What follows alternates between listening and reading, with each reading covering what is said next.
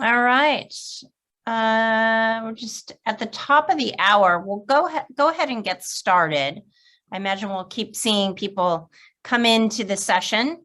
But thank you for joining today. Very excited to see everybody. And I'm very excited for this panel discussion with the team from CentralSquare. CJ Casuto is project manager at CentralSquare. And CJ is working in the Public Safety and Justice Program Management offices. She supports law enforcement, fire, police, rescue, and other first responders in her PM role. I'm just going to turn this off because it's driving me crazy. Okay. But prior to joining CentralSquare, CJ served in the U.S. Air Force, earning 2 commendation medals for her wartime service. As a disabled veteran, CJ co-chairs 2 employee resource groups at CentralSquare. Adaptable brings support and awareness to the CST disabled population, and United in Service supports current and former first responders. CJ has led the ERGs for a year and a half, helping to start both ERGs from the ground up. CJ is also a graduate of the Strategic ERG Leadership Certificate Program, so thank you for all of your hard work. Tim Boyle is Chief Customer and Transformation Officer at CentralSquare, and he leads all post-sales functions, helping customers utilize the full scope of products and services to ensure the long-term success for valued customers and communities they serve. And prior to CentralSquare, Tim served as president of Mission Critical Strategies, an advisory and technical services firm for state, local, and federal government. Then we have Evan. Evan Smith has been in and around public safety for 8 years. Evan is Diversity, Equity, and Inclusion Program Manager and Talent Management Partner at CentralSquare. And starting as a 911 dispatcher in Durham, North Carolina, Evan has handled everything from the birth of 2 babies to solving a murder and lots of interesting stories in between. Wow. In 2017, she started working for CentralSquare Technologies, training 911 dispatchers to use their software. Around 2020, Evan began wondering what else was out there for her professionally and took a chance with CentralSquare's burgeoning ERGs, who were seeking a program manager. And in the last 2 years, she was engaged with the most wonderful coworkers and now friends, helping elevate one simple mission: for everyone to be able to come to work as their authentic selves.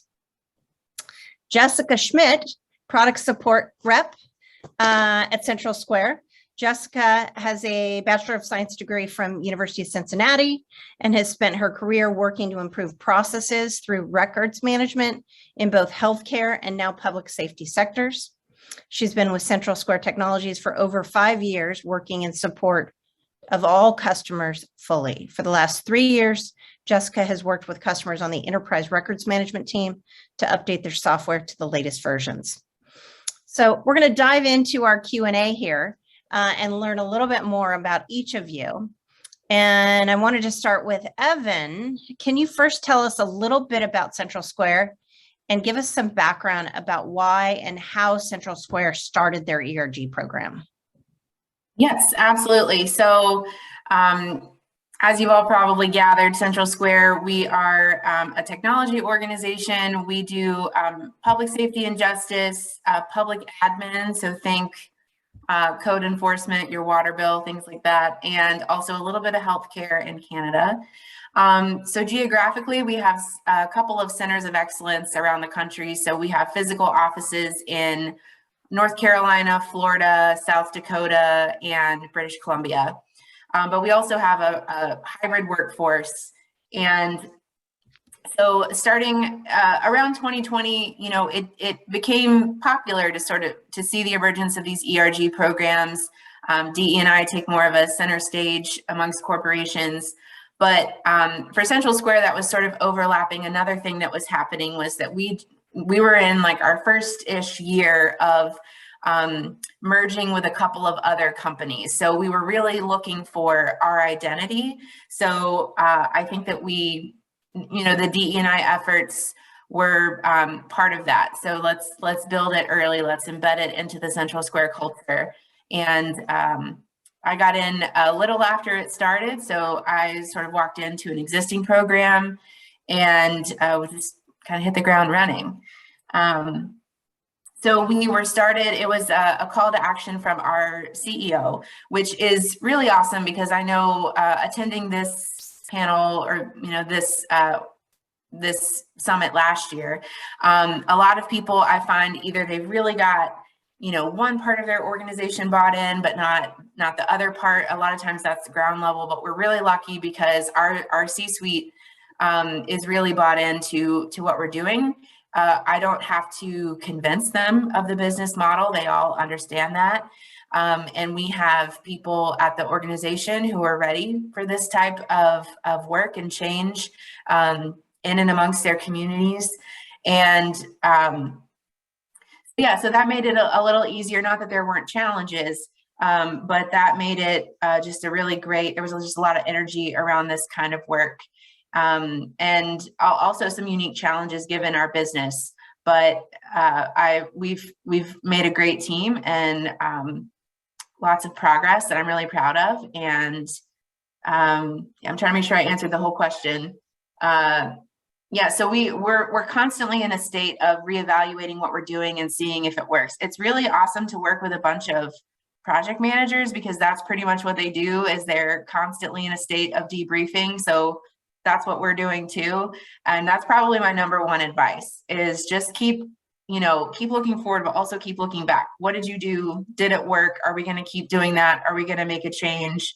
And, it's all systems go. And the last thing I'll say is that a lot of this work is volunteer based. And so I have a lot of people who this is, they like CJ. And like Jessica and even Tim, they have jobs and this is something else that they're doing. And in the beginning, there was a lot of people that would come to me and say, I'm so sorry that I haven't been able to give enough time to this. I'm so sorry I haven't done enough. And I would always tell them, stop right there. No apologies necessary. Any work that you're doing matters. It contributes. It's building on something else. And all of those little steps, add up. I'm the queen of metaphors, so I've showed them pictures of beehives and all kinds of things to try to get them to see that like all of that little stuff, it comes together in the end. And so that 5 minutes you spent telling me that you were sorry, which I didn't need, spend that talking to your neighbor about what you're doing. Spend that doing each little thing counts. Thank you, Evan. Yeah. Tim, can you share how you think your ERGs are contributing to the mission of CentralSquare and why they were started in the first place? Give us some context. I think you're on mute. Evan was pretty, she talked about when we started it. And then as you can imagine, that was kind of during COVID. So not an easy time to start any program. Especially because people weren't coming to the office and being able to get out, see customers and talk, to communities was a little tough, but we persevered. The ERGs really were started by our CEO, as Evan said, and the C-suite, because we noticed, our population of employees is so diverse and adds so much value. But there wasn't a collective way to get everybody to be talking to each other and being able to see how that diversity really benefits the company. I mean, we're a public safety, public administration company, and there was a lot of things going on, especially on the public safety side, especially with defunding police and those type of things. And we get involved in that a lot because we provide technology to those agencies. What was really interesting, and I think was incredibly helpful, especially with the ERGs, was that the communities and government were asking public safety agencies to change in the way they do business. And a lot of times, especially in that environment, change isn't quick, and it's really slow to absorb those things that are being asked of them. And we really kind of talk with the ERGs and the people on certainly my team, and I was, part of the transformation organization, still am. So, we transformed internally. How do we help our customers transform and understand how they can use our technologies to meet the demands of what communities now are asking of them? And we've actually even had some of the ERG members attend our national conference, which is about 1,500 customers.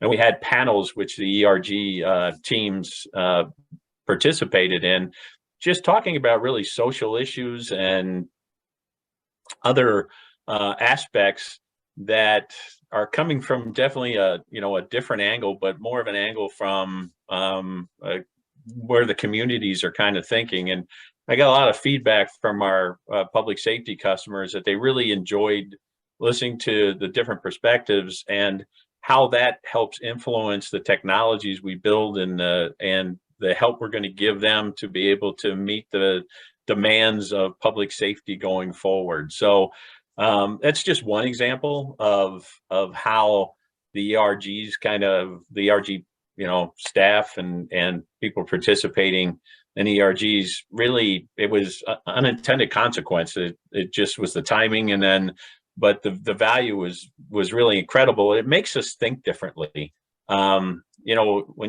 When your head's down and you're building widgets or in software to a lot of times organizations that do things the same way all the time. It's great to have different perspectives, and I think the ERG involvement in all aspects of our business, they're very cross-functional. They'll work, in the software, the delivery, the transformation office. They'll cut across. When we have ERG presentations, a lot of it's 2 or 3 ERGs at the same time involved in the presentation and the program. So it's been just really enjoyable to watch the growth and the involvement and the influence that the diversity of our ERGs have had, not only internally, but even on our customer base. Thanks, Tim. CJ, as someone involved in ERG leadership and being involved in that ERG leadership role early on in the process, can you tell us why you wanted to be so involved and how being in that role has met your expectations? Sure, of course. First, shout out back to Heidi from Cincinnati, because that's where I am today. And in joining the ERGs at CentralSquare, I really want to talk about a story. And that is, we got a survey, as Evan talked about, as far as how it would be to start the ERGs at CentralSquare. And when I saw the survey, there was not on the list an ERG that related to disabilities, and there also wasn't on the list an ERG that related to United in Service. And I was very blessed to have the opportunity to talk to our CEO, who Evan and Tim also referenced. He's so supportive, and at that time, our CHRO, and they met with me and said, what would you do if you had these ERGs? What would you imagine would happen at CentralSquare? And I talked to them about a panel that I envisioned in my mind, as Evan had talked about being your most authentic self at CentralSquare every day. And what I shared was, I see in my mind a panel where we are talking to the CentralSquare brethren about what it's like to be a person with a disability like myself, or a disability that is hidden, or a disability that's neurodivergent, or a disability that is anxiety-centric. And we actually wound up doing that panel really early on in our first year at CentralSquare. And it wound up really being quite influential. And we were asked to deliver that outside of CentralSquare and wound up delivering it to another company that really found value in what we did. But out of that ERG came a person who managed one of the persons that was on our panel, who wound up saying, I had no idea. I now have to manage that person differently.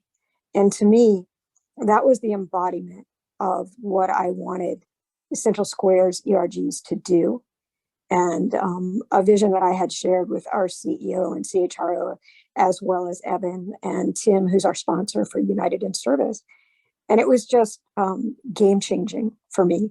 So how it has met my expectations, it's absolutely exceeded my expectations. Every day I get to do amazing things, like participate in the school that I just graduated from, or be a part of this panel, and to work with folks like Jessica and Tim and Evan and others who are on our ERGs at CentralSquare. And the nice thing about this for me is I've been 100% open with CentralSquare, my leadership, my managers from day one. I'm a disabled veteran. I have a heart condition. It's the same for me as managing any project that I manage at CentralSquare. Is just something that I deal with every day. And sometimes, though, in the world, I tell another story of parking my car in the handicap zone, and someone said to me, "Oh, you don't look handicapped." And I made a joke to that person and said, "Oh, thanks, Clark Kent. It's a miracle I'm healed." Because you can look inside of me and know what's happening there. And the blessed part about our ERGs is that it changes that mindset. It opens people's visions to what it's like to be a veteran out of United in Service, or what it's like to be someone with a disability at CentralSquare. And so I really would just summarize to say it was a lucky day when I got to lead those ERGs, and it's still a lucky day when I get to participate. So it's just been a blessing for me.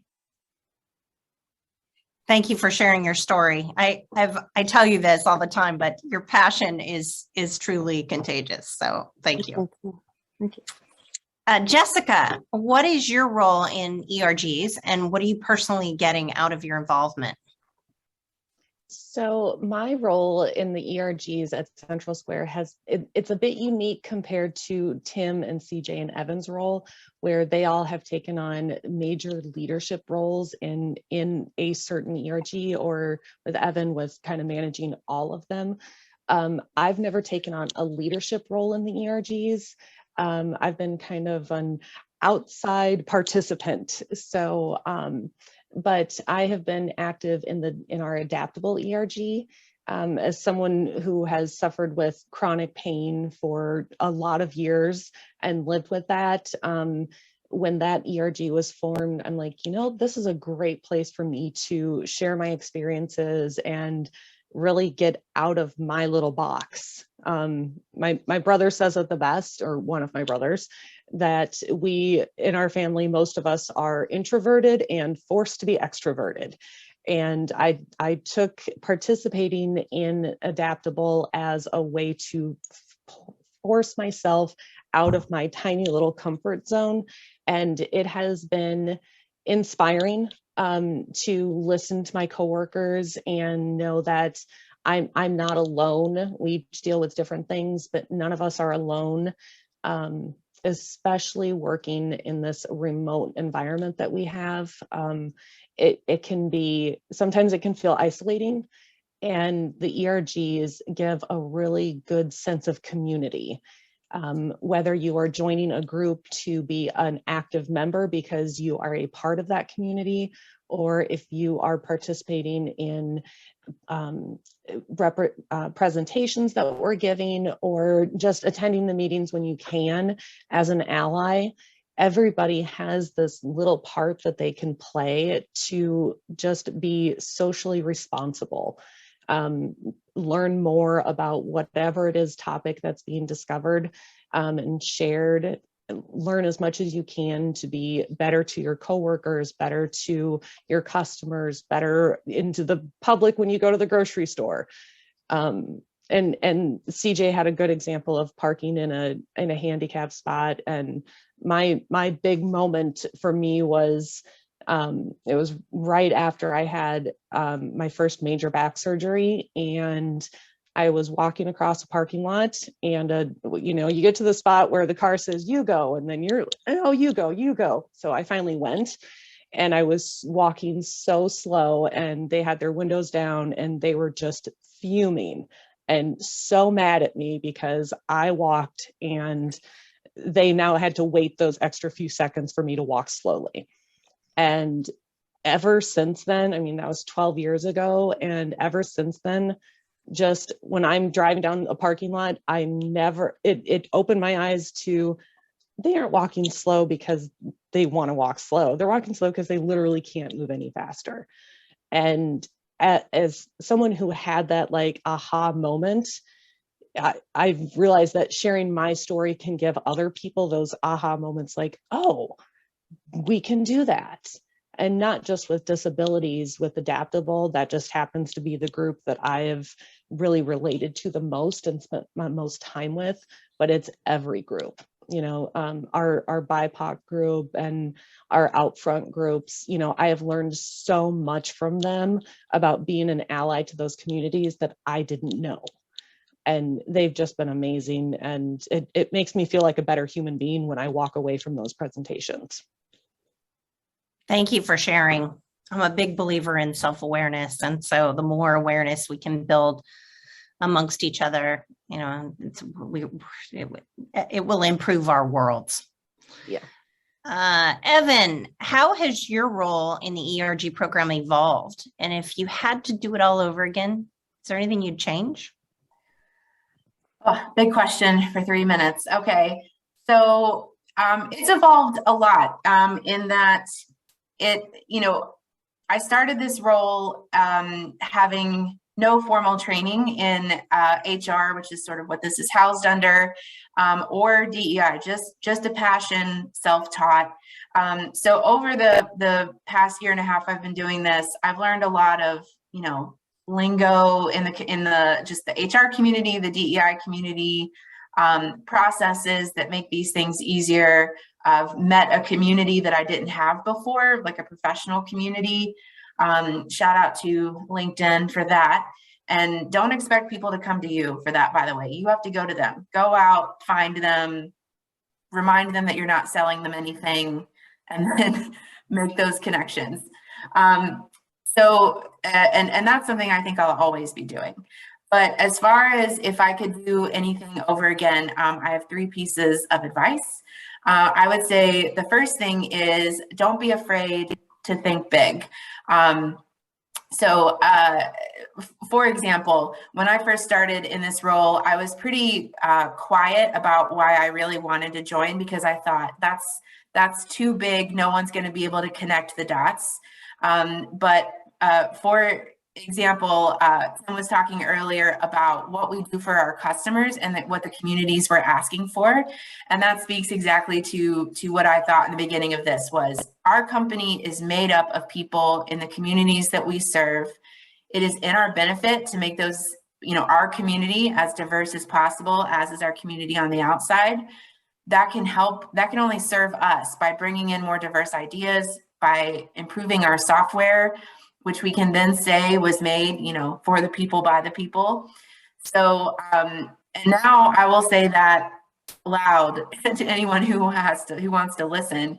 I also in the beginning thought, well, we're over here in our corner, we're going to be holding events and things like that. And now I'm not afraid to say, no, we're getting involved in talent acquisition. We're getting involved in our external partnerships.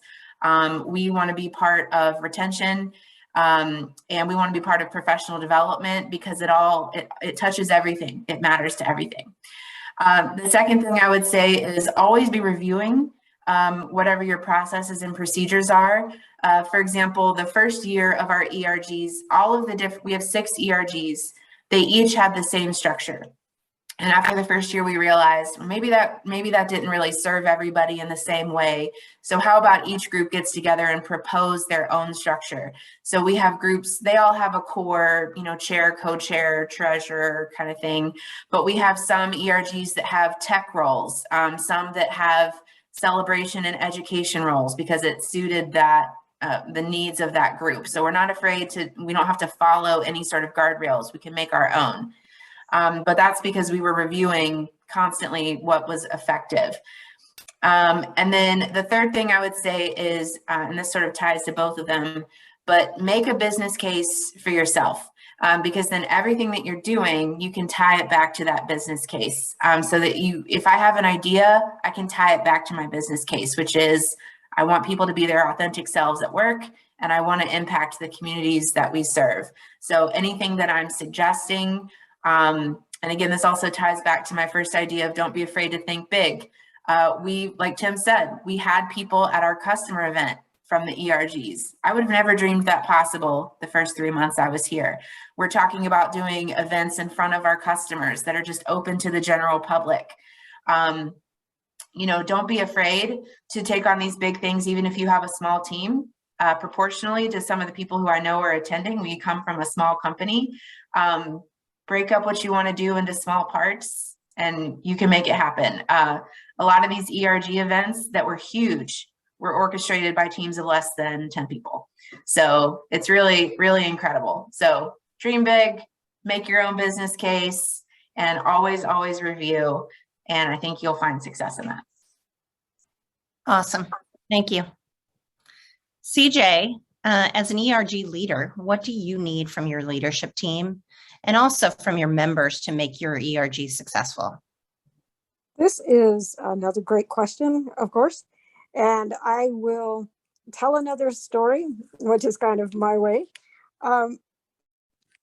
Jessica, who's on this panel with us today, spoke about her involvement in our disability ERG adaptable, but I think she sort of underscored her involvement a lot.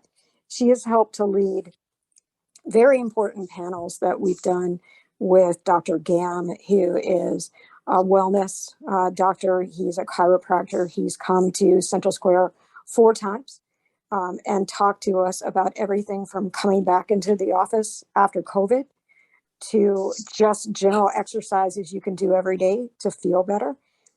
She was also a part of our panel where we had service animals and talked about how folks live and navigate with service animals in their lives and how others can obtain them. And so for me, what Jessica has been in our ERGs epitomizes for me what I need in team members, which is just a willingness and a desire to participate, even if it's just attending. That means everything to have people be there and hear what you're saying and share your ideas. I think from a leadership perspective, and again, I can speak to Evan and Tim who are in our panel today, they have been supportive of everything that I've thought about doing and wanted to do and tried to do. And it's great because you also need an open dialogue. So it's not like we agree all the time. And I talked to Evan a lot about, well, this isn't a path that I would go down, but Evan thought that the path was different than how I wanted to go. And we've talked it through. And from that discord and dissertation between each other, it has been something that improved it for everybody, not just for adaptable, but for BIPOC and the other 5 ERGs that we have at CentralSquare. So I really think that if people are bringing a passion and a commitment, then that will make them very, very successful in the ERGs. And that's all anybody can ask. And as Evan had said before, even in that 5 minutes, if that's the only 5 minutes you can get from your job because we're so busy at CentralSquare, then God bless, and I'm happy to have you for those 5. Thank you. Tim, as an executive sponsor, talk to us about the role, the executive sponsor role with CentralSquare, because oftentimes that role varies from company to company. Can you tell us how you view your role and what contributions the sponsor can make or should make for ERG success? Well, after listening to these 3, I just do what they tell me. That's the easiest way to survive as a sponsor. Yeah, you know, as a sponsor, we have regular calls, and I'm the sponsor for the United in Service, which is veterans and first responders. In my bio, they didn't tell you, but I was a first responder for 20 years before I retired and went into the private sector. So I was in the law enforcement side. So very passionate to me. That's why I signed up as soon as we started the ERGs. That's the group I wanted to be part of, and I was involved with the military in a couple operations as well. So that wasn't hard to jump on board. But this is incredibly important to us at the C-level, with the CEO all the way down. So my job is to knock walls down to get the folks what they need to be able to have these ERGs successful, and help with budgets. As Evan said, you got to have a plan, but then that plan's got a business case, so it's got to kind of be articulated up to the people that stroke the checks and get the approvals and everything. And I'd like to try to run interference for the teams, so I try to get them what they need to be able to be successful. And then there's a lot of things outside the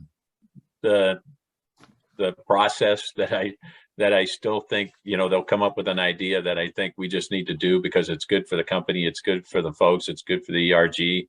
Having the ERG people once again at our public meeting with all our customers and being able to be heard and add value like that, they came up with the idea, and we just pushed it and said this has got to happen. This is our culture. And when people do business with our company, they need to understand our culture. They need to understand what we're about. And we need to immerse our beliefs and our culture into everything we do. So that's my job, to make sure that I can knock down those walls and make sure that everybody gets a voice and that people see what we're made of. Because I think it's important. And, the feedback we get is our customers feel it's important as well. They want to know who they're dealing with and what we think as a company. So, it's been great being the sponsor for this. As I said, we've done multiple different programs together with other ERGs. If CJ needs a speaker and I have connections, we'll get the right speaker for her. I mean, whatever it takes to make these events successful and be able to make sure they're a part of it, even to the point, Evan kind of alluded to it, but we had a conversation this morning. There's a lot of people in the service industry and the software industry that do service that have to be kind of billable on those projects. But it's important that people get business time to participate in the ERGs.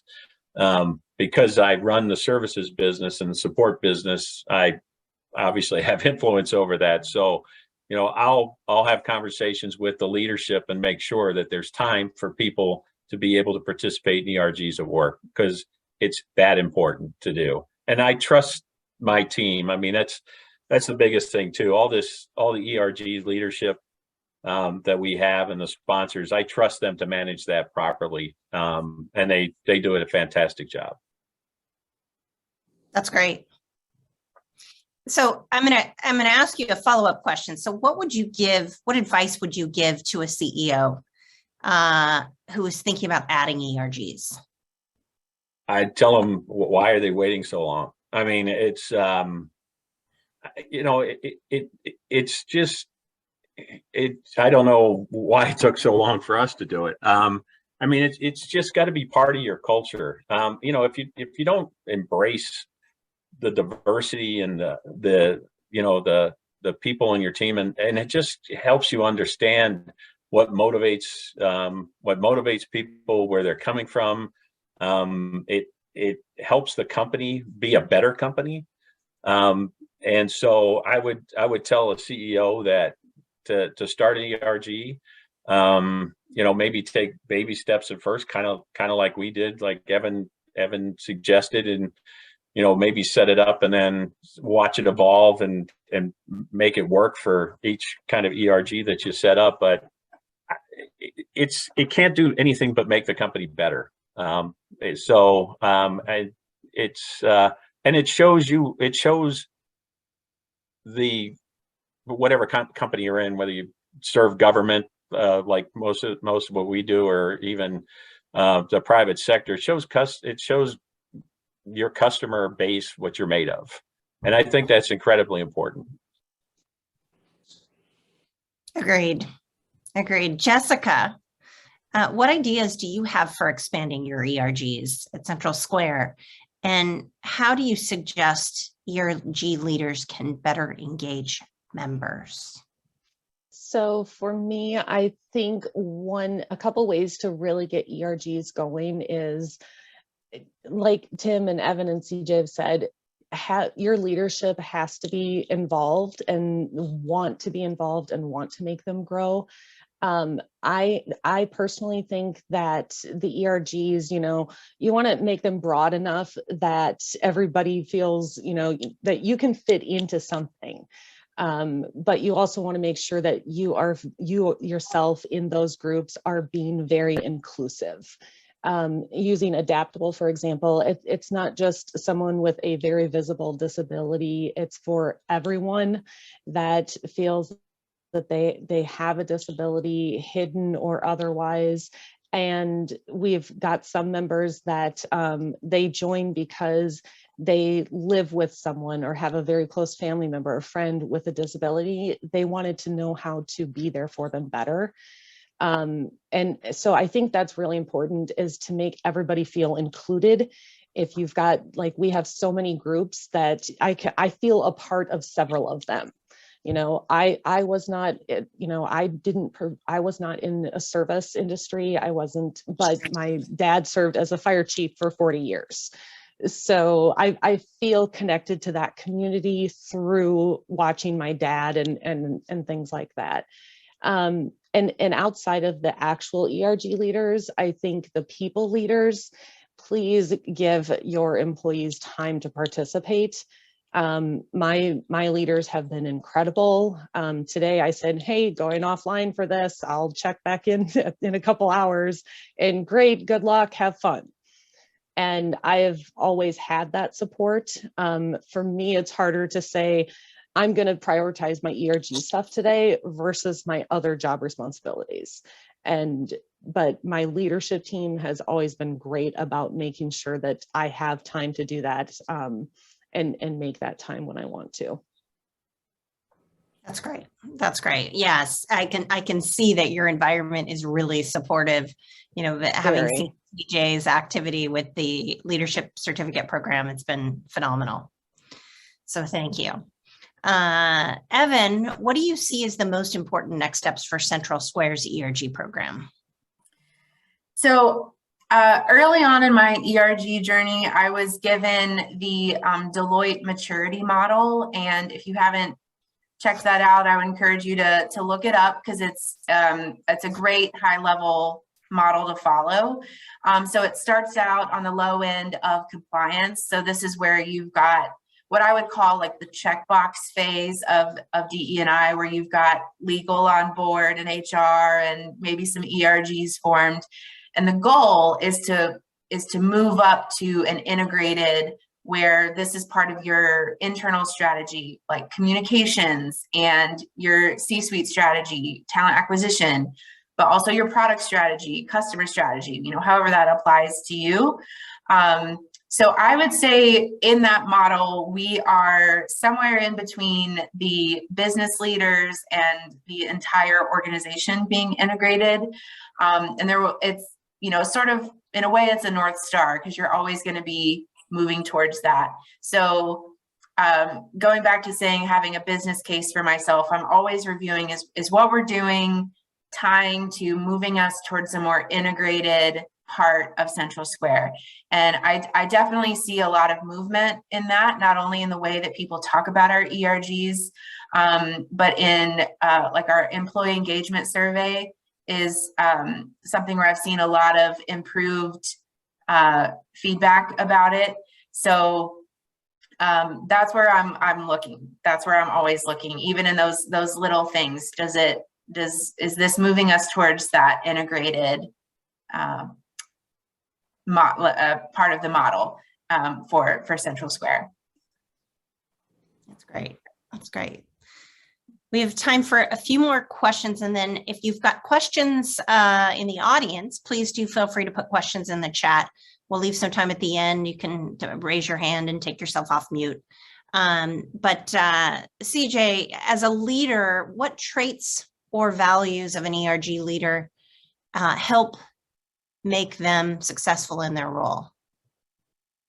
Yeah, I think that the leaders that we have at CentralSquare, and I think for any ERG, share very similar traits, and that is there's a passion for it.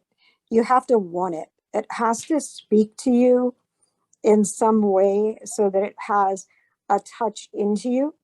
And I know, like in Adaptable, we have touches that are personal. We have touches in family. We have touches in someone that someone else knows. And so you really have to kind of feel it.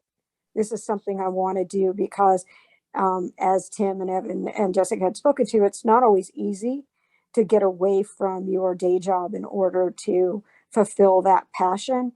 And you have to be able to make the case for yourself to say, like I did to my boss, hey, Ellen, I'm going to go spend a year at ERG school. And every Friday, I'm going to be doing something for hours, not a part of my normal day-to-day job. And, you know, she embraced that because I made a great case for it. And then I think the other thing is you have to really bring organization to it. In all of our ERGs, we are running different events. This year, we've done blood drives and flag ceremonies. We have a major event that's an all ERG event tomorrow. We're going to talk about suicide and suicide awareness at CentralSquare to, I hope, all of our population.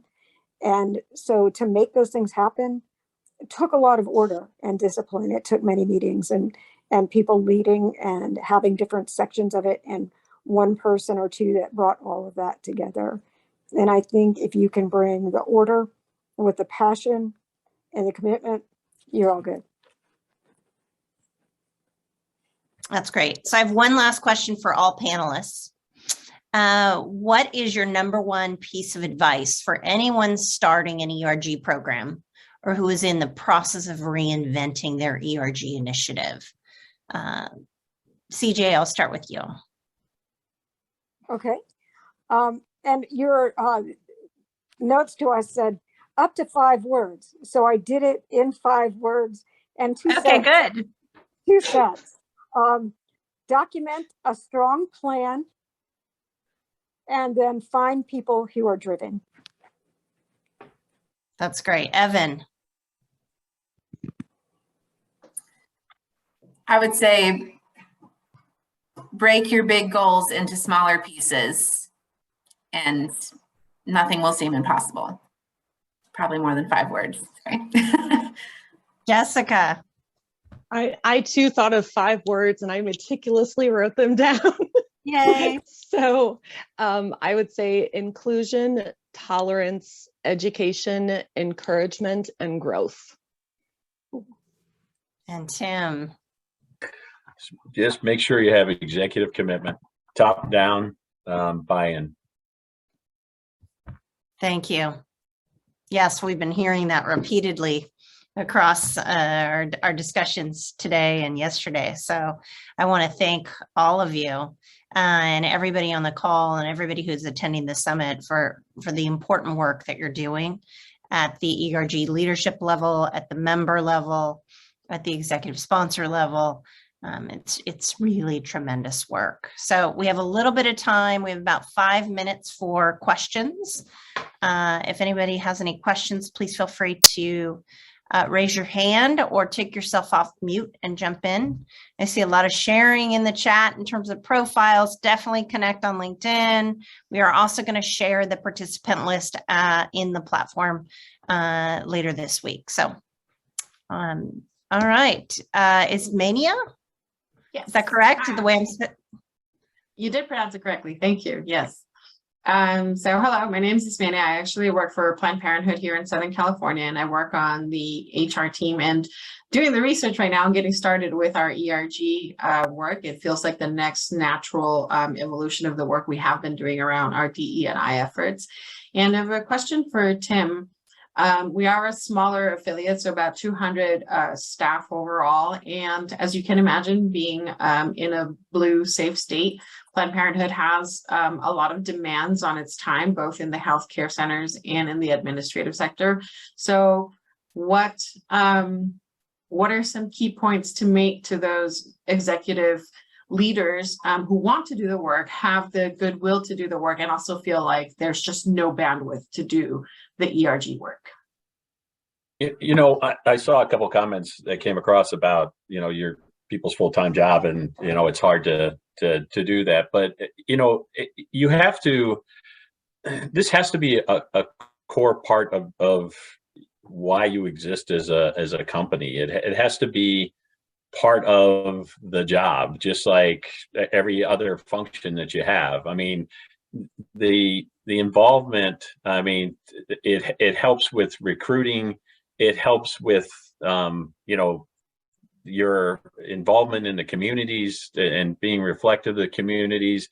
I mean, I just, you know, I always, when we have these conversations at my level, I'm saying this is who we are and what we do. And so it's not extra work. It should just be part of the everyday job that, you know, you just like you have other meetings, you should have, you know, meetings discussing this. You should have groups that are started, ERGs that are started, because it's got to become a fiber of your business. It can't be looked at as an extra task or extracurricular activity. I mean, it's really, it says a lot about a company, and I think that all the benefits that you get from the ERGs back to your company are tenfold. I mean, like I said, in recruiting and community and involvement. I mean, we did a blood drive and we had employees, but we had people from outside of the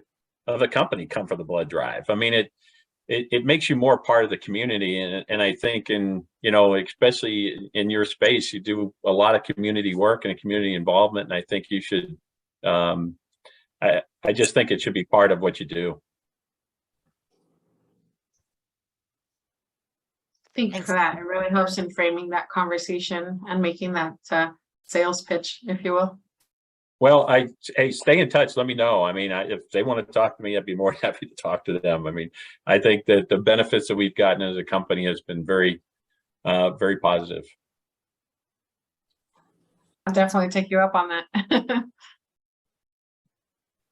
Any other questions for the panel? We've got time for a few more.